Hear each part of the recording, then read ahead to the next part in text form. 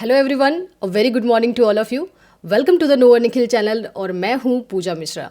ठीक है, तो आज हम लोग जो है किसकी हमारी लेक्चर है, ऑडिटिंग की लेक्चर है। सबसे पहले स्टार्ट करने से पहले मैं आपको ये बता दूँ कि आपकी एंटायर पूरी ऑडिटिंग की जो सिलेबस है वो हम लोग टोटल 5 लेक्चर्स में कंप्लीट कराने वाले हैं, जिसमें 2 लेक्चर जो है वो ऑलरेडी अपलोड हो चुकी है। जिन्होंने भी नहीं देखी है प्लीज़ जा करके देख लो। एंड ये जो है आज हमारी 3rd लेक्चर होने वाली है। एंड टोटल सिलेबस, पूरी ऑडिटिंग की सिलेबस जो भी एग्ज़ाम के लिए रेलिवेंट है विथ उसमें प्रोबेबल, आपको पता ही है मैं सारे ही कंटेंट्स पे MCQ डालती हूँ। सब कुछ हर टॉपिक पे हमारे MCQ डिस्कशंस होते हैं, तो with MCQ and with PYQ discussion सब कुछ के साथ मैं टोटल ऑडिटिंग की जो सिलेबस है वो 5 क्लासेस में ख़त्म करा दूंगी। ठीक है, तो आज हमारी ये 3rd क्लास है। तो फिर चलिए हम लोग देखते हैं कि आज की क्लास में है क्या। तो ये हमारा लेक्चर नंबर 3rd है एंड इन सभी ने हमारे चैनल को ज्वाइन किया हुआ है, तो इन सभी को दिल से धन्यवाद हमारे मेंबरशिप ज्वाइन करने के लिए। एंड जिन्होंने भी अब तक हमारे चैनल को सब्सक्राइब नहीं किया है प्लीज़ हमारे चैनल को सब्सक्राइब करो ऐसे ही सारे फ्री कंटेंट्स के लिए। तो फिर ठीक है, अपनी आज की टॉपिक हम लोग इससे स्टार्ट करते हैं। देखो, ऑडिटिंग की जो सिलेबस है ना, उसको मैंने क्या किया है कि कोई ऐसा फिक्स्ड सिलेबस है नहीं। तो मैंने देखा कि एग्जाम में प्रोबेबल क्वेश्चंस भी जो मुझे लगे ना कि इस टॉपिक से क्वेश्चन आ सकते हैं, जैसे किसी के मैंने ऑप्शंस देख लिए कि ऑप्शन में ये वाले जो है वो वर्ड मेंशन है, तो मैंने उस पर भी पूरी टॉपिक बना करके जो है इसको पढ़ा दिया, ताकि ये नहीं कि कुछ भी छूटने के चांसेस हो। क्योंकि आपको पता है जो ऑडिट है ये मेरा कोर सब्जेक्ट है एक CA के लिए। ठीक है, हम लोग इसकी पढ़ाई बहुत ज़्यादा डेप्थ में करते हैं ऑडिटिंग की। तो मुझे लगा कि भाई कुछ भी अगर ऐसा पेरिफेरल भी है तो मैं हर कुछ इसमें कवर करा दूं और उसको बेटर समझने के लिए उसको MCQ के साथ भी प्रैक्टिस करा दूं। ठीक है, तो हमारा बहुत सारे ऐसे छोटे छोटे मिसलेनियस टॉपिक्स होंगे, जैसे वर्किंग पेपर्स हो गए, मैनेजमेंट ऑडिट होगा, टैक्स ऑडिट होगा, कॉस्ट ऑडिट होगा, छोटे छोटे ये सब टॉपिक्स हैं। तो चलो हम लोग स्टार्ट करते हैं वर्किंग पेपर्स ऑफ ऑडिट से। ठीक है, तो वर्किंग पेपर सबसे पहले देखो कि ये है क्या, वर्किंग पेपर्स क्या होता है, और हम लोग इस पे MCQs पे देखेंगे कि इस पे कैसे क्वेश्चंस आते हैं एग्जाम में। वर्किंग पेपर्स जो है ये है एक रिटन रिकॉर्ड्स। देखो वहाँ पे लिखे क्या है, एक रिटन रिकॉर्ड्स है जो कि मेंटेन्ड बाय ऑडिटर। यानी कि इससे आपको क्या समझ में आता है कि देखो एग्जाम में कैसे क्वेश्चन आएंगे वो भी मैं बताती जाती हूँ साथ में, कि वर्किंग पेपर्स जो होते हैं ये किसकी ये है, प्रॉपर्टी है। तो ये जो कंपनी अपॉइंट करती है ऑडिटर को, क्या ये उसकी प्रॉपर्टी है? नहीं, ये जो है एक ऑडिटर आपको पता है क्या होता है? अगर जिसको भी नहीं पता जाओ पहली क्लास को जाकर के देखो, मैंने बहुत अच्छे से एक्सप्लेन किया है। ठीक है, तो ऑडिटर जो ऑडिट करता है वो वर्किंग पेपर्स जो है वो उसकी प्रॉपर्टी है। ठीक है, इस पर याद रखना, इस पर MCQ जो है मैंने देखे हुए हैं, इस पर एग्जाम में ऐसे क्वेश्चन आते हैं। तो working papers are the written records, ये एक रिटन में रिकॉर्ड्स होते हैं जो कि ऑडिटर मेंटेन करता है ड्यूरिंग द ऑडिट। ठीक है, ड्यूरिंग द ऑडिट क्या होता है? देखो ऑडिटिंग होता ही क्या है, ऑडिटिंग होता है एक इन्वेस्टिगेशन करना, एक खोज पड़ताल करना, खोजबीन करना कि आखिर जैसे मान लो कि वो कैसे साबित करेगा ऑडिटर जो है वो कंपनी में फ्रॉड नहीं चल रहा है, कंपनी में कुछ घोटाला नहीं चल रहा है। वो बहुत सारे एविडेंसेस को चेक करता है, बहुत सारी उसको चीज़ें जो है वो कलेक्ट करनी होती है एज अ एविडेंस के तौर पर। फॉर एग्जाम्पल बहुत सारे बिल्स हो गए, बहुत सारे इन्वॉइसेस हो गए, बहुत सारी रसीद हो गई कि कहाँ पे क्या इन्वेस्टमेंट हो रहा है उसके डिटेल्स हो गए। तो बहुत सारी चीज़ें वो कलेक्ट करते रहता है, इसी को एक टाइप ऑफ वर्किंग पेपर्स कहते हैं। ठीक है, तो ये ऑडिटर की प्रॉपर्टी होती है। This serve as evidence of the audit work performed, the procedures applied and the conclusions reached. ठीक है, एंड दे सपोर्ट करता है ऑडिट रिपोर्ट। ऑब्वियसली यही सब जो है एक ऑडिट वर्किंग पेपर जो है यही तो एक मेन फाउंडेशन होते हैं ना। जब ऑडिटर जो ऑडिट रिपोर्ट लेके आता है तो किसके बेसिस पे लेकर के आता है? जो ये सब इन्वेस्टिगेशन करता है, वो जांच पड़ताल करता है, तो यही सब तो वर्किंग पेपर्स हैं। ठीक है, तो ये सपोर्ट करते हैं ऑडिट रिपोर्ट को। अब देखो यहाँ पे कंटेंट्स एग्जाम्पल्स क्या होते हैं, वर्किंग पेपर्स के एग्जाम्पल्स क्या क्या हैं। तो देखो जनरल अगर हम लोग बात करें तो ऑर्गेनाइजेशन का जो स्ट्रक्चर होता है, ऑर्गेनाइजेशन के स्ट्रक्चर के लिए जो ऑडिटर है वो क्या देख सकता है? तो MOA AOA कहते हैं, यानी कि memorandum of association, article of association. ये क्या होते हैं? आपके लिए बहुत एलियन वर्ड होगा, बट देखो क्या होता है, जब कंपनी जब एक कोई फॉर्म होती है ना, तो एक डॉक्यूमेंट बनता है एक मोटा सा, कि इसके डायरेक्टर क्या होंगे, कंपनी किस पर्पस के लिए खुल रही है, क्या इसका पर्पस होगा, क्या ये मैन्युफैक्चर करने वाली है या क्या उद्देश्य है, कहाँ कहाँ इसके प्लांट होंगे। ठीक है, उसके सारे रूल्स रेगुलेशंस क्या होंगे, सब चीज़ को लेकर के जो है एक जो डॉक्यूमेंट बनता है उसको बोलते हैं MOA, यानी कि मेमोरेंडम ऑफ एसोसिएशन या आर्टिकल ऑफ एसोसिएशन, दोनों बनते हैं। ठीक है, तो ये जो इससे क्या पता चलता है? तो ऑर्गेनाइजेशन का क्या स्ट्रक्चर है। तो जब ऑडिटर को ये जानना होता है ऑर्गेनाइजेशन के स्ट्रक्चर के बारे में, तो वो क्या करता है, वो एमओए एओए चेक करता है, ठीक है। तो ये बता रहे ये भी एक वर्किंग पेपर हो गया। देखो एग्जाम्पल भी दिया हुआ थर्ड में, एमओए एओए एग्रीमेंट्स वगैरह। अब ऑडिट प्रोग्राम, ठीक है, डिटेल प्लान बनाता है ऑडिटर जो है कि किस टाइप से ऑडिट को वो प्रोसीड करने वाला है आगे चल करके, तो इसको ऑडिट प्रोग्राम कहते हैं। ये भी वर्किंग पेपर का पार्ट है। शेड्यूल्स बनाता है, स्टेटमेंट्स, यानी कि शेड्यूल मतलब जैसे कंपनी से उसने क्या किया, बहुत सारे जिस भी अकाउंट के बारे में डिटेल चेकिंग करनी है तो उसका ट्रायल बैलेंस वगैरह लिया, उसका रिकॉन्सिलेशन स्टेटमेंट, याद है हमने बीआरएस पढ़ा था, बैंक रिकॉन्सिलेशन स्टेटमेंट, जो मैच कराते हैं कंपनी कैश बुक मेंटेन करती है और बैंक अपना जो बैंक का जो पासबुक है वो दोनों को जो मैच कराते हैं, तो वो ऑडिटर ही अपने ऑडिट के दौरान ये सब चीज़ जो है वो परफॉर्म करती है, ये सब मैच कराती है, ठीक है। तो ये सब हो गए। एविडेंसेस कलेक्टेड हो गए, जैसे कि कंफर्मेशन लिया फ्रॉम डेटर क्रेडिटर। ये क्या होता है कि मान लो कि कंपनी जो है क्या दिखा रही है अपने बैलेंस शीट में सुन के घबराओ मत। देखो हम लोग जब अपने फाइनल अकाउंट्स पढ़ेंगे अकाउंट्स की क्लास में, अभी हम लोग की क्लास जो है ये ट्रायल बैलेंस की क्लास ऑलरेडी आपने देख ली। अब ट्रायल बैलेंस के बाद जो है नेक्स्ट हमारा फाइनल जो अकाउंट्स बनता है बैलेंस शीट पीएल, इसी पे हम लोग मूव करने वाले हैं। बस अब इतना समझ लो, बैलेंस शीट का मतलब होता है कि कंपनी की टोटल एक समरी जो दिखाती है कि हमारा कितना असेट है और क्या लायबिलिटी है, यानी कि क्या हमारी संपत्ति है और कितना हमारा कर्ज है, ठीक है। तो मान लो कि कंपनी ये दिखा रही है कि भाई हमारा जो है वो डेटर है और क्रेडिटर है। डेटर मान लो कि बोल रहे हैं कि 50,000 रुपये का डेटर खड़ा है हमारा, या फिर क्रेडिटर है, तो इसको ऑडिटर मान नहीं लेगा ना, इसके बारे में कंफर्मेशन लेगा। कैसे करेगा वो, कैसे वो प्रूव करेगा जो कंपनी बता रही है ये सही है। तो वो क्या करेगा, एक्सटर्नल कंफर्मेशन कहते हैं, कि वो डेटर से फ़ोन करके या फिर उसको लेटर लिख करके कि आप कंफर्म करो कि आपके अकाउंट में क्या बैलेंस दिख रहा है। इस कंपनी के अकाउंट में तो उसे पता है कि 50,000 बैलेंस दिखा रखा है, आपके में क्या दिख रहा है। अगर दोनों मैच कर जाता है तो ऑडिटर का जो ये है, मतलब एक होता है ना ट्रस्ट, वो इंक्रीज हो जाता है कि कंपनी जो दिखा रही है वो सही दिखा रही है, ठीक है।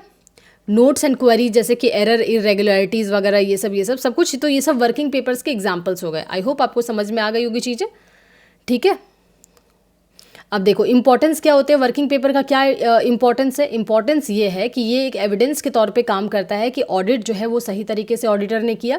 दूसरा, ये यूजफुल होता है फॉर फ्यूचर ऑडिट्स के लिए। मान लो कि अगले साल कोई और ऑडिटर अपॉइंट होता है, तो वो जो है इस साल के जो ऑडिटर के वर्किंग पेपर्स हैं उससे उसको बहुत सारे क्लू मिल सकते हैं कि भाई किस ढंग से उसको ऑडिट अप्रोच करना है, या ऑर्गेनाइजेशन का स्ट्रक्चर क्या है, सब कुछ वहाँ पे काम कैसे होता है, उससे वो समझ में आता है। फ्यूचर ऑडिट के लिए ये काफ़ी हेल्पफुल है।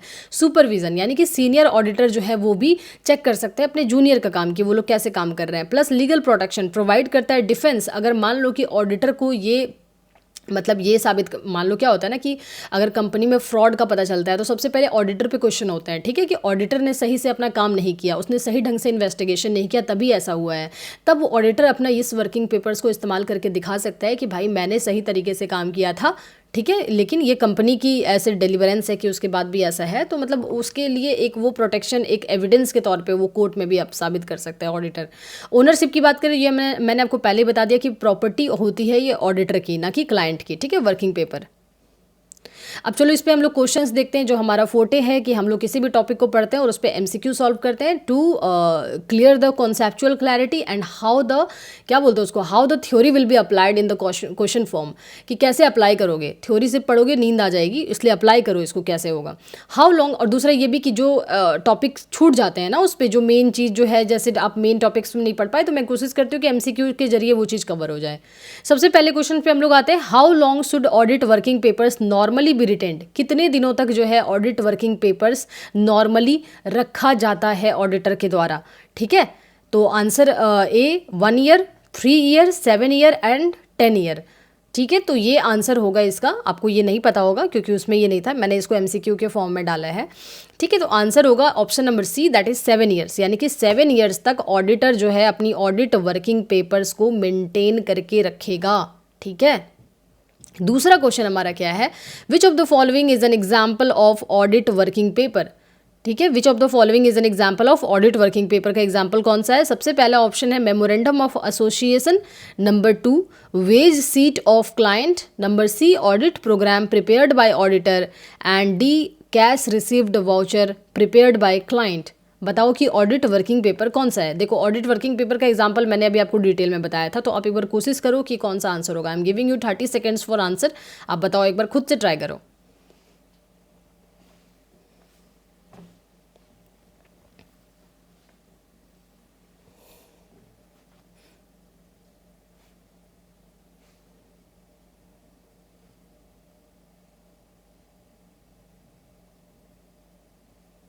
तो आंसर होगा audit program prepared by auditor. ठीक है, ऑप्शन नंबर सी ये जो है ऑडिट वर्किंग पेपर का एग्जाम्पल है। क्वेश्चन नंबर 3 पे आते हैं। Audit working papers are the property of, किसका प्रॉपर्टी है? Number A option is the client, number B the auditor, C is SEBI and D is ICAI. ICAI में confuse मत होना, आईसीएआई क्या होता है? Institute of chartered accountants of India. जो auditor होते हैं, मैंने आपको पहले ही बताया कि वो सीए होते हैं, एक चार्टर्ड अकाउंटेंट ही ऑडिटर बन सकता है। तो जो सारे चार्टर्ड अकाउंटेंट होते हैं वो आईसीएआई जो इंस्टीट्यूट है ये ये अलग अलग कॉलेज नहीं होते सीए बनने के। ठीक है, सीए जो है एक ही इंस्टीट्यूट जो है ये मेंबरशिप देती है सीए को। जब आप सीए पास कर जाते हैं तो आपको इस इंस्टीट्यूट की सारी पढ़ाई लिखाई जितनी भी होती है सीए की सब इसके अंदर आईसीआई ही करवाता है, सारे एग्जाम भी यही लेते हैं, सब कुछ यही करते हैं। ठीक है, और जब आप सीए बन जाते हो तो आपको आईसीएआई इस इंस्टीट्यूट की मेंबरशिप मिलती है। ठीक है, तो आईसीआई की प्रॉपर्टी होती है, ये पूछ रहा है क्वेश्चन। अब आप आंसर करने की कोशिश करो, मैंने इसको बहुत बार डिस्कस किया आज की क्लास में। 30 सेकेंड्स दे रही हूँ मैं, आंसर करो एक बार, बताओ।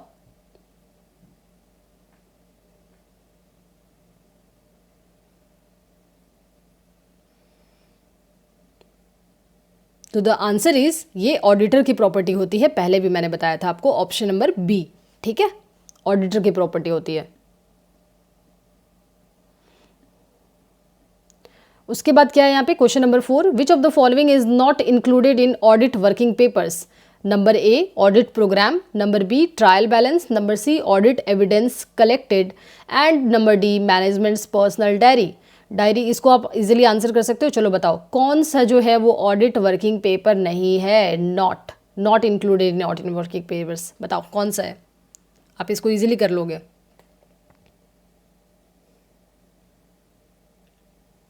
20 सेकेंड्स दे रही हूँ मैं, आंसर करो।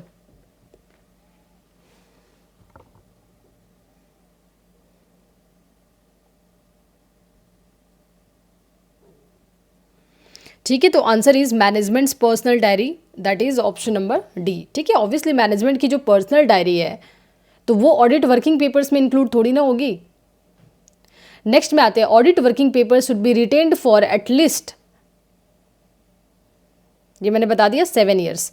नेक्स्ट क्वेश्चन हमारा क्या है? The audit documentation standard is prescribed इन, यानी कि देखो जैसे अकाउंटिंग के स्टैंडर्ड होते हैं ना, जो अभी हम लोग क्लास में स्टार्ट करेंगे, ठीक है, अकाउंटिंग स्टैंडर्ड, उसी तरह से ऑडिटिंग की भी स्टैंडर्ड होती है। ये क्या होती है ऑडिटिंग स्टैंडर्ड या अकाउंटिंग स्टैंडर्ड? क्या होती है कि एक स्टैंडर्ड है जो कि मान लो कि जैसे ऑडिटिंग में फॉर इसका तो सबसे पहले आंसर जो है वो ऑप्शन नंबर ए है, that is standards of auditing 230, ये इसको डील करता है। यानी कि इस स्टैंडर्ड के अंदर वर्किंग पेपर्स के क्या रूल्स एंड रेगुलेशंस है, इसको कितने दिन तक मेंटेन करने हैं, इसकी क्या क्या चीज़ों के ख्याल रखने हैं, ये सब कुछ पूरे डिटेल में जो है एक स्टैंडर्ड के तहत बताया जाता है। उसी तरह से सेम अकाउंटिंग स्टैंडर्ड भी है कि किसी अकाउंटिंग स्टैंडर्ड, मान लो कि for example AS2 accounting standard, जिसमें कि इन्वेंट्री वैल्यूएशन है वो, यानी कि क्लोजिंग स्टॉक, जो कंपनी की क्लोजिंग स्टॉक होती है। क्लोजिंग स्टॉक क्या होती है? तो जब कंपनी कोई माल बनाती है और जब उसको बेचती है तो मान लो जो बिक गए वो तो बिक गए, लेकिन जो बचे हैं स्टॉक में उसको क्लोजिंग स्टॉक कहते हैं। तो उस क्लोजिंग स्टॉक को कैसे वैल्यू करोगे आप? क्योंकि वो बिका तो है नहीं, तो क्या आप उसको मार्केट के रेट पे करोगे या फिर कंपनी की जो कॉस्ट इनकर हुई है, जो कॉस्ट लगी है, आप उस पर उसको वैल्यू करोगे? उसको क्या बैलेंस शीट पे उसको क्या दिखाओगे बोल करके, किस वैल्यू पे वैल्यूएशन करोगे? तो इसके कुछ अपने रूल्स एंड रेगुलेशंस हैं। आप ऐसे नहीं फॉलो कर सकते कि कुछ कंपनी कुछ और तरीका फॉलो कर रही है, कुछ और फॉलो कर रही है। सब एक तरीका ही फॉलो करे, इसी के लिए अकाउंटिंग स्टैंडर्ड बनाया जाता है। ठीक है, जो हर चीज़ों को लेकर के बनाया गया है कि आप रेवेन्यू को भी जो आप रिकॉग्नाइज करोगे उसके लिए भी अकाउंटिंग स्टैंडर्ड है कि आप किस तरीके से करोगे। बेसिकली रूल्स एंड रेगुलेशंस होते हैं एक पूरा dedicated to deal with certain subject. ठीक है, उसी तरह से यहाँ पे ऑडिटिंग के भी होते हैं। तो वही कह रहे हैं कि वर्किंग पेपर का कौन सा ऐसा स्टैंडर्ड होता है, तो ऐसे 230 होता है इसका। ठीक है, नेक्स्ट देखो हमारा अगला टॉपिक है यहाँ पे special audit of a company. Working papers हमने देख लिया, मुझे नहीं लगता उससे बाहर कुछ भी आएगा। Special audit of a company, ये हमारा दूसरा टॉपिक है आज का। स्पेशल ऑडिट क्या होता है? देखो सबसे पहले आपने पढ़ लिया था कि मैंने आपको बता दिया है स्टैट्यूटरी ऑडिट क्या होता है, इंटरनल ऑडिट क्या होता है, ये सब हम लोग पढ़ चुके हैं। कॉन्टिन्यूस ऑडिट क्या होता है, इंटरीम ऑडिट क्या होता है। जिन किसी को भी लग रहा है कि भाई ये सब क्या क्या नाम लिया जा रहा है, तो प्लीज़ आप जाओ लेक्चर नंबर 1 और 2 देखो, तभी आपको समझ में आएगा कि बाकी लेक्चर नंबर 3 क्या है। तो स्पेशल ऑडिट क्या होता है कि special audit is an audit. आपको एक बात और बता दूं कि आप मेरे इंस्टाग्राम पेज को जरूर फॉलो कर लेना, नोवर निखिल क्लासेस क्या क्या है, वो लिंक आपको डिस्क्रिप्शन में मिल जाएगी। ठीक है, वहाँ पे आप जो भी कमेंट पोस्ट करते हो, जो भी एक क्वेरी की या फिर जो भी अप्रिशिएशन की, तो वो सारे कमेंट्स को वहाँ पे पोस्ट किया जाता है इंस्टाग्राम पे। एंड ऑल्सो अनाउंसमेंट्स किए जाते हैं कि क्या अपकमिंग हमारा प्रोग्राम है, तो आप प्लीज़ उस पेज को ज़रूर फॉलो कर लेना।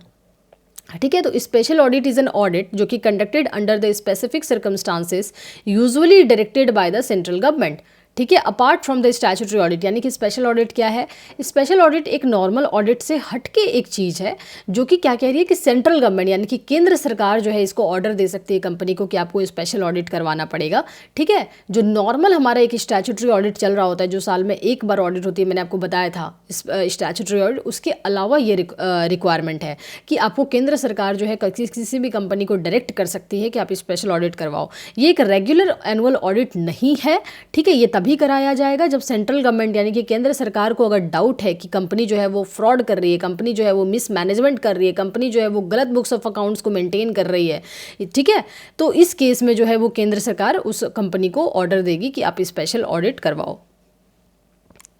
ठीक है, अपॉइंटिंग अथॉरिटी कौन होगा? तो ऑब्वियसली केंद्र सरकार ऑर्डर देगी, तो सेंट्रल गवर्नमेंट जो है वो डायरेक्ट करेगी कंपनी को कि वो एक स्पेशल ऑडिट करवाए।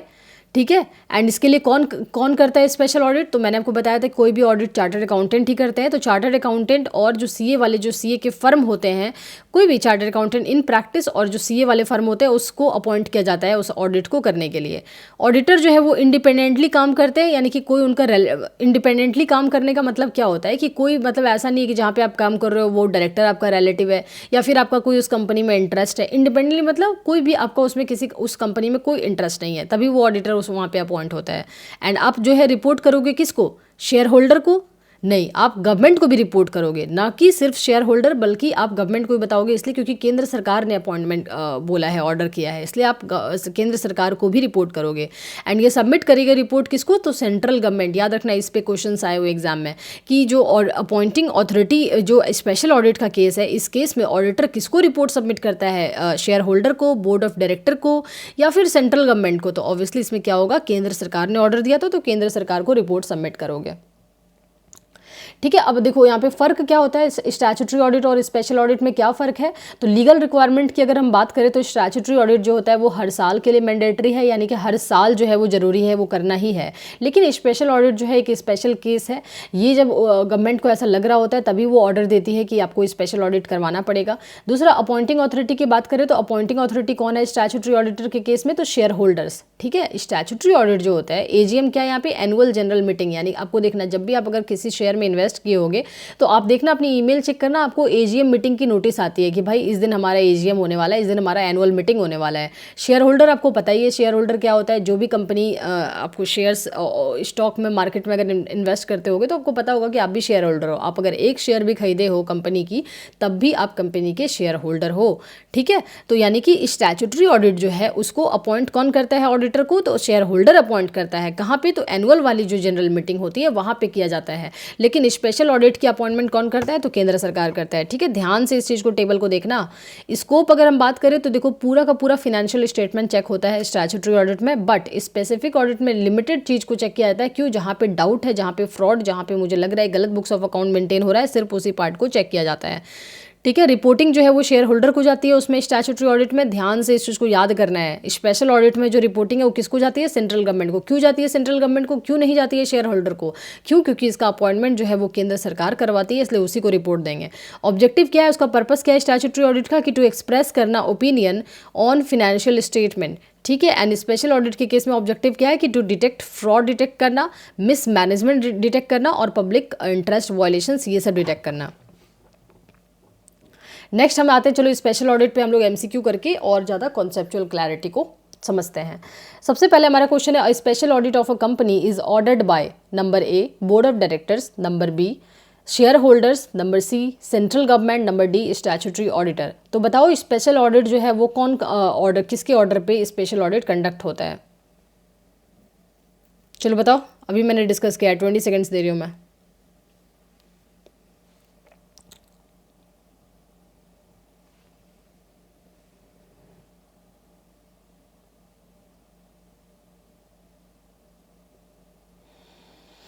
ठीक है, तो special audit of a company को जो है वो केंद्र सरकार, यानी कि option number C central government जो है वो ऑर्डर देती है। नंबर 2 हमारा क्वेश्चन है the report of a special audit किसको सबमिट किया जाता है? Number A shareholder, number B board of director, number C registrar of company and number D central government. देखो ये सब ऐसे क्वेश्चन है ना कि ये सब पूरी थ्योरी भी आप पढ़ लोगे स्पेशल ऑडिट की, तब भी आपको समझ में नहीं आएगा या गलत हो जाएगा क्वेश्चन। जब तक कि इसको आप क्वेश्चन आंसर के फॉर्म में नहीं करोगे, आपको जो है ये सब क्वेश्चन बहुत चांसेस होते हैं कि गलत हो जाए एग्जाम में। ठीक है, तो आंसर बताओ, ये भी मैंने डिस्कस किया अभी।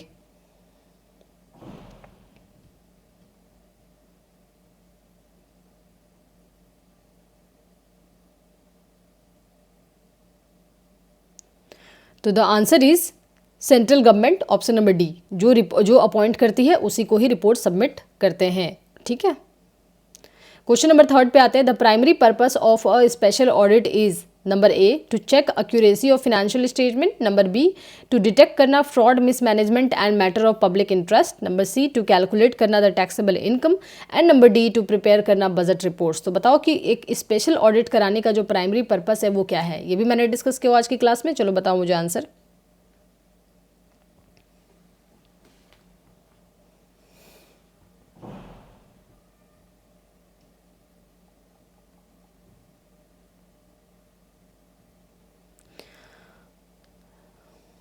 ठीक है, तो आंसर क्या है? टू डिटेक्ट करना fraud mismanagement and matter of public interest. इसी कारण से जो स्पेशल ऑडिट वो कराया जाता है।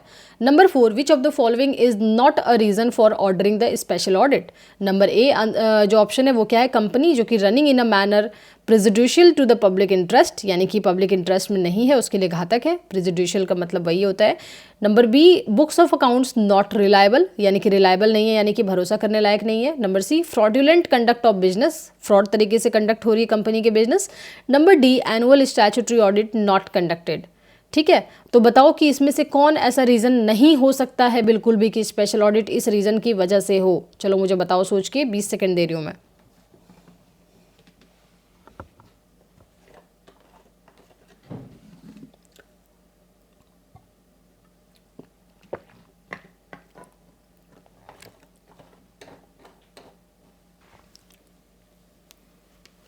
तो answer is option number D annual statutory audit not conducted. तो ये कभी भी रीज़न नहीं हो सकता है कि जस्ट बिकॉज कि स्टैट्यूटरी ऑडिट जो कि मैंडेटरी होता है कंपनीज एक्ट 2013 के अंतर्गत, कि स्टैट्यूटरी ऑडिटर नहीं हुआ तो इस वजह से स्पेशल ऑडिट करा दिया जाएगा, ये कभी भी नहीं हो सकता है। ठीक है, नेक्स्ट क्वेश्चन हमारा in case of special audit the cost of audit, इसको कौन बियर करता है? जो कॉस्ट होता है, क्योंकि और आपको क्या लगेगा कि ऑर्डर तो केंद्र सरकार ने किया है, तो यानी कॉस्ट भी तो उसको ही बियर करनी चाहिए। ठीक है, तो option number A borne by shareholders personally, shareholders personally bear करते हैं। Number B paid by the company, यानी कि कंपनी पे करती है स्पेशल ऑडिट के केस में। Number C paid by central government, यानी कि केंद्र सरकार पे करती है। Number D shared between the company and the government, company और गवर्नमेंट जो है शेयर करती है कॉस्ट को। तो बताओ इसमें आंसर क्या है? स्पेशल ऑडिट को, ये क्वेश्चन तो आपका डेफिनेटली गलत होगा, मैं आपको लिख के दे रही हूँ, आप इसको ट्राई करो। मैं 20 सेकेंड दे रही हूँ, ये क्वेश्चन डेफिनेटली गलत होने वाले हैं कईयों के।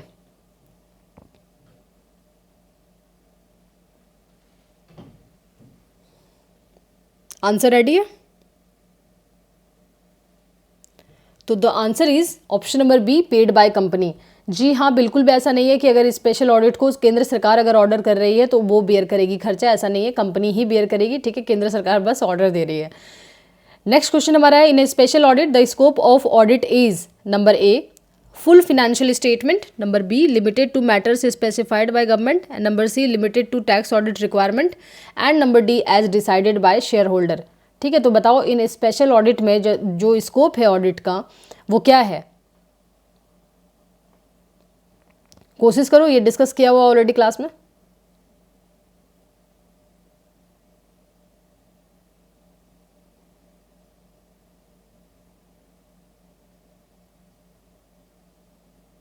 तो द आंसर इज क्वेश्चन, ये answer number B that is limited to matters जो कि government specified by the government. ठीक है, उस पर लिमिटेड होगा। एंड स्टैट्यूटरी ऑडिट का क्या होगा? तो फुल फिनेंशियल स्टेटमेंट स्कोप है। नेक्स्ट देखो हमारा बहुत ही इंपॉर्टेंट टॉपिक है आज का, ये है appointment of auditor in a company. एक कंपनी में ऑडिटर कैसे अपॉइंट होता है, उसका क्या रूल्स है, कितने दिन के अंदर होना चाहिए, ये सब के बारे में है। बहुत ही ईजिली मैं बता दे रही हूँ, इस पर एक पूरी क्लास हो सकती है अपॉइंटमेंट ऑफ ऑडिटर पे। ये बहुत ही इंपॉर्टेंट टॉपिक है और बहुत ही लंबा ये है कि समझने में प्रॉब्लम होता है स्टूडेंट्स को काफ़ी, बट मैंने काफ़ी ईजी किया हुआ है। लेट्स सी, आप मुझे रिव्यू जरूर देना कि मैंने आपके लिए ईजी जो है वो किया कि नहीं, आपको कितना समझ में आया, नहीं समझ में आया तो फिर भी मुझे कमेंट में बताना, ताकि अगली क्लास में फिर से डिस्कस कर सकूं, और समझ में आया तब भी बताना ताकि मुझे फीडबैक पता चले। ठीक है, तो देखो सबसे पहले इसमें दो तरह के कॉन्सेप्ट होते हैं appointment of auditor in a company. एक होता है फर्स्ट ऑडिटर और एक होता है उसके बाद का नेक्स्ट ऑडिटर। फर्स्ट ऑडिटर के लिए रूल अलग अलग होते हैं, और उसके बाद सब्सिक्वेंट ऑडिटर, यानी कि फर्स्ट ऑडिटर के बाद के सारे ऑडिटर को सब्सिक्वेंट ऑडिटर बोलेंगे। ठीक है, उनके लिए रूल अलग होते हैं। ठीक है, इस केस में तो फर्स्ट ऑडिटर के लिए क्या रूल है, इसमें भी दो पार्ट है। अगर वो गवर्नमेंट कंपनी है या फिर वो प्राइवेट कंपनी यानी नॉन गवर्नमेंट कंपनी है, दोनों के रूल अलग अलग है।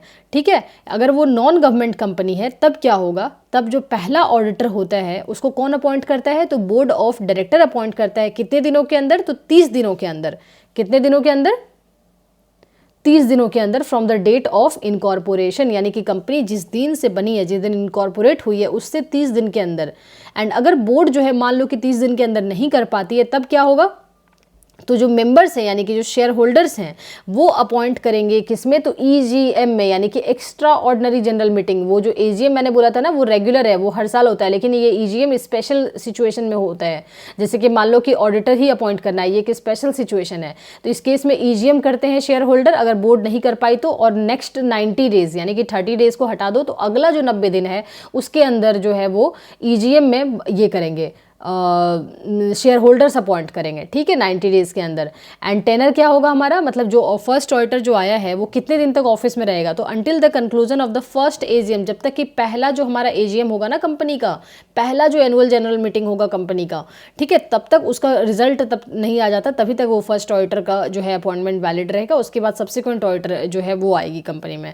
तो अब देखो in case of government company अगर है, तब गवर्नमेंट कंपनी में कैसे फर्स्ट ऑडिटर का अपॉइंटमेंट होता है, तो अपॉइंटमेंट बाय सीएजी मैंने आपको बताया हुआ है, जिसको भी नहीं पता मैं आपको दोबारा यहाँ नहीं बताने वाली हूँ, प्लीज़ जाओ हमारे लेक्चर नंबर 2 को देखो, वहाँ पे सीएजी अच्छे से बताया हुआ है। तो इसको सीएजी अपॉइंट करती है कितने दिनों के अंदर, 60 दिनों के अंदर। जैसे कि प्राइवेट कंपनी में यानी कि नॉन गवर्नमेंट कंपनी में क्या था कि बोर्ड ऑफ डायरेक्टर्स अपॉइंट कर रही थी 30 दिन के अंदर, लेकिन यहाँ पे सीएजी करेगी 60 दिनों के अंदर, यानी कि टाइम डबल। और आपको वैसे भी पता है कि गवर्नमेंट वाले केस में तो सीएजी करेगी अपॉइंट, ये तो पता ही है, लेकिन बस ऊपर वाले से टाइम को प्राइवेट से ज़्यादा मिल गया। ऑब्वियसली सरकारी लोग जो है वो काफ़ी लेजी होते हैं, उनको समय ज़्यादा चाहिए होता है हर चीज़ करने के लिए। तो आप ऐसे भी याद रख सकते हो कि 30 दिन के लिए प्राइवेट में लग रहा था तो गवर्नमेंट कंपनी में 60 दिन लगे, क्योंकि ये लोग लेजी होते हैं। अगर मान लो कि सीएजी फेल हो, सीएजी जो है वो 60 दिन के अंदर नहीं कर पाया, तब क्या होगा, तब जो प्राइवेट वाले के केस में पहला ऑप्शन है यानी कि बोर्ड ऑफ डायरेक्टर 30 दिनों के अंदर, ये इसका दूसरा ऑप्शन बन जाएगा गवर्नमेंट कंपनी के केस में। तब बोर्ड ऑफ डायरेक्टर जो है वो अगले 30 दिन के अंदर अपॉइंट करेगी। मान लो कि बोर्ड भी नहीं कर पाई, तब मेंबर्स जो है वो 60 डेज के अंदर करेगी। देखो उसके बाद यहाँ पर भी था प्राइवेट कंपनी के केस में, अगर बोर्ड ऑफ डायरेक्टर फेल कर गई तो मेंबर्स को 90 दिन मिलेंगे। ठीक है, लेकिन यहाँ पे 30 दिन कम मिल रहा है, यानी कि मेंबर को जो है नेक्स्ट 60 डेज मिलेंगे। और इसका टेनर क्या होगा, तो until the conclusion of the first AGM, यानी कि गवर्नमेंट कंपनी के केस में भी जो पहला ऑडिटर होता है वो तभी तक रहता है जब तक कि पहले वाले एजीएम की रिजल्ट ना आ जाए, तब तक रहता है। उसके बाद कोई और ऑडिटर अपॉइंट होता है। ठीक है, आई होप कि आपको बहुत अच्छे से क्लियरली समझ में आया होगा ये चीज़। आप इसको दोबारा सुनो, देखो टेक्निकल है ना, बहुत सारे इसमें फैक्टर लर्न करने को, तो एक बार में किसी को याद नहीं रहेगा, मुझे ही याद नहीं रहेगा चीज़, तो आप इसको वीडियो को फिर से वापस जाओ, फिर से सुनो, फिर समझ में आ जाएगा। ठीक है, तुरंत कमेंट मत कर दो कि कुछ समझ नहीं आया। नेक्स्ट देखो क्या है, सब्सिक्वेंट ऑडिटर। ठीक है, यानी कि उसके बाद जो पहला ऑडिटर के बाद जितने भी ऑडिटर होते हैं सब सब्सिक्वेंट ऑडिटर है, उसके लिए अलग रूल्स है। उसमें क्या है, इसको कौन अपॉइंट करता है, तो मेंबर्स ऑफ द कंपनी यानी कि शेयर होल्डर्स जो है वो पहले एजीएम में इसको ऑडिटर को अपॉइंट करती है। टेनर क्या हो गया उस ऑडिटर का, तो होल्ड करती है office until the conclusion of 6th AGM, यानी कि 5 साल के लिए। 5 साल के, जो हमारी सरकार भी आती है 5 साल के लिए, तो ये भी 5 साल के लिए ऑडिटर भी आती है। ठीक है, ऑडिटर भी आते हैं। Appointment must be ratified every year. Ratify का मतलब होता है कि उसको फिर से मंजूरी से पास कर देना कि हाँ भाई यही ऑडिटर रहने वाला है हमारा 5 साल तक, बस उसको रेटिफाई कर दिया जाएगा। ठीक है, हालांकि रिक्वायरमेंट जो है रेटिफिकेशन का इसको हटा दिया गया है 2017 के कंपनीज एक्ट के रूल्स में। ठीक है, casual vacancy in the office of auditor, ये क्या होता है casual vacancy in the office of auditor. Casual vacancy का मतलब होता है कि मान लो कि सडनली ऑडिटर ने अगर रिजाइन कर दिया, ऑडिटर की डेथ हो गई, ऑडिटर बीमार हो गया, नहीं काम कर पा रहा, नहीं फंक्शन कर पा रहा, उस केस में क्या होगा, उस केस में भी दो सिचुएशन है, गवर्नमेंट कंपनी और प्राइवेट कंपनी। गवर्नमेंट कंपनी के केस में क्या होगी कि उस वैकेंसी को सीएजी फिल करेगा 30 दिनों के अंदर, और अगर सीएजी फेल हो गया तो बोर्ड करेगा 30 दिन के अंदर। ठीक है, जो कि सेम कंडीशन वहाँ पे भी थी। देखो इससे पहले भी देखो यहाँ पे क्या है, फर्स्ट ऑडिटर के केस में कि बोर्ड ऑफ जो ये है और डायरेक्टर वो अपॉइंट करेगा 30 दिन के अंदर, और नहीं तो फिर अगर बोर्ड नहीं, सीएजी पहले है कि सीएजी 60 दिन के अंदर, और अगर सीएजी फेल हो गया तो बोर्ड ऑफ डायरेक्टर 30 दिन के अंदर। वैसे ही सेम यहाँ पे है कि सीएजी 30 दिन के अंदर, बस 60 की जगह यहाँ पे 30 हो गए। कैजुअल वैकेंसी के केस में देखो इसको याद करना पड़ेगा, ठीक है। मैं तो यही बोलूँगी कि इसको एक स्टिकी नोट्स में लिख लो डेट को, और चिपका दो वॉशरूम के सामने जहाँ ब्रश करते हो, ताकि याद हो जाए, ठीक है। या मिरर में चिपका दो जहाँ पे रेगुलरली विजिट करते हो, ठीक है। तो फील्ड बाय सीएजी 30 दिन के अंदर, और सीएजी नहीं कर पाए तो फिर 30 दिन के अंदर बोर्ड ऑफ डायरेक्टर करेगा। और प्राइवेट कंपनी के केस में क्या है कि बोर्ड ऑफ डायरेक्टर 30 दिन के अंदर करेंगे। अगर जो है इस वजह से नहीं हो पाती, if vacancy arises due to resignation, मान लो कि ऑडिटर ने अगर रिजाइन दिया था, उस वजह से वैकेंसी क्रिएट हुई, तो फिर अप्रूवल ऑफ मेंबर्स जो है, यानी कि शेयर होल्डर का अप्रूवल, जो कि शेयर होल्डर्स जनरल मीटिंग में जब पार्टिसिपेट करते हैं उसका अप्रूवल भी जरूरी है, ठीक है। अगर रिज़ाइन दिया है तो क्यों, क्योंकि रिज़ाइन दिया है तो यानी क्या बात है कि उसको क्या अच्छा नहीं लग गया तो जिसकी वजह से रिज़ाइन देगा, तो यानी कि मेंबर्स को ये बात पता होनी चाहिए। रीअपॉइंटमेंट और रोटेशन ऑफ ऑडिटर, यानी कि दोबारा, अब मान लो कि कोई ऑडिटर जो है वो 5 साल के लिए किसी कंपनी में ऑडिटर के तौर पे रहा, क्या उसके बाद दोबारा उसका अपॉइंटमेंट हो सकता है या नहीं हो सकता, उसके बारे में ये प्रोविज़न है। तो इंडिविजुअल ऑडिटर जो है वो can't serve more than 1 term of 5 इतना। तो क्या बोल रहे हैं कि मान लो कि कोई अगर सिंगल ऑडिटर है तो वो 5 साल की जो उसकी टर्म होती है वो एक ही टर्म रहेगी, उससे ज़्यादा की टर्म नहीं हो सकती उसकी, यानी कि दोबारा अपॉइंट नहीं किया जा सकता है कि ठीक है, जैसे सरकार हो रही है ना, मोदी की सरकार लगातार अपॉइंट होती जा रही है कि एक के बाद एक। लेकिन इसमें क्या बोला जा रहा है ऑडिटर के केस में कि नहीं, 5 साल जब आप सर्व कर लोगे तो आप दोबारा अपॉइंट नहीं हो सकते हो।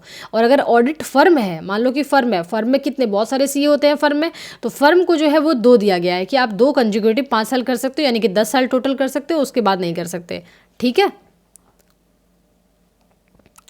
एंड ये बस उसी का डिफरेंस है कि कैजुअल वैकेंसी, इसमें government company, non government company, इसका जस्ट एक समराइजेशन है, तो आप यहाँ से देख लेना।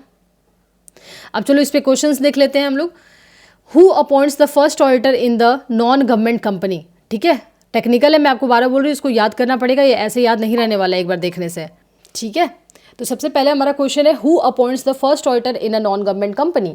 तो option number A, share holders at the first AGM. Number B, board of directors within 30 days of incorporation. Number C, central government. Number D, registrar of company. तो फर्स्ट ऑडिटर जो है वो कौन अपॉइंट करता है non government company के case में, चलो बताओ मुझे आंसर, अभी हमने पढ़ा ना इसको, चलो बताओ, नॉन गवर्नमेंट कंपनी के बारे में बताना है। तो the answer is board of directors within 30 days of incorporation, ठीक है। इसको मैच कर लेना। Question number 2, if the board of director of a non government company fails to appoint, मैं क्यों ना इसको होमवर्क दे दूं, आप होमवर्क में ट्राई करो ना, जस्ट हमने पढ़ा है तो आप आंसर करके बताओ इसको। If the board of directors of a non government company fails to appoint the first auditor, who appoints them. Number A, SEBI. Number B, shareholders in an EGM, यानी कि extra ordinary general meeting 90 days के अंदर। Number C, central government. Number D, statutory audit. चलो मुझे answer आप बताओगे homework में, ठीक है। ये सारे क्वेश्चन होमवर्क में डाल देती हूँ मैं, इसका आंसर्स बताना, फिर मैं नेक्स्ट क्लास में डिस्कस करती हूँ इसको। And question number 3 is who appoints the first auditor in a government company, ठीक है। वो नॉन गवर्नमेंट कंपनी थी, अब गवर्नमेंट कंपनी के केस में आपको बताना है। एंड नेक्स्ट हमारा क्वेश्चन है subsequent auditors of a company are appointed it, तो ये भी आपको जो है वो आपको बताना है, ये होमवर्क में सबको ट्राई करो आप। And question number 5, the tenure of an auditor is other than first auditor, कितने दिनों का होता है टेनर, कितने दिन की अवधि रहती है, बहुत ही ईजी क्वेश्चन है। 1 year, 3 year, 5 year and 7 year, ठीक है। तो ये 5 क्वेश्चंस आपके होमवर्क में रहेंगे, आप मुझे इसका आंसर कमेंट बॉक्स में बताना। जिसके भी आंसर करेक्ट होंगे, चलो मैं उसका जो है आंसर को पोस्ट करूँगी अपने इंस्टाग्राम पेज पे, ठीक है। तो आप ज़्यादा से ज़्यादा लोग इसको ट्राई करो। एंड बस यही थी हमारी आज की क्लास। अगली क्लास में जो है हम लोग देखने वाले हैं अपने लेक्चर नंबर 4 में management audit, cost audit, internal audit and tax audit, and इस पे बेस्ड एमसीक्यूज हम लोग देखने वाले हैं, ठीक है। ये हमारा लेक्चर नंबर 4 होगा। एंड लेक्चर नंबर 5 में मैं पीवाईक्यू के जितने भी क्वेश्चन है वो सारे क्वेश्चन ले लूँगी। एंड जो भी इधर उधर 1-2 अगर टॉपिक बच रहे होंगे तो हमारा पूरा ऑडिटिंग इसी तरीके से टोटल 5 लेक्चर में ओवर हो जाएगा, ठीक है।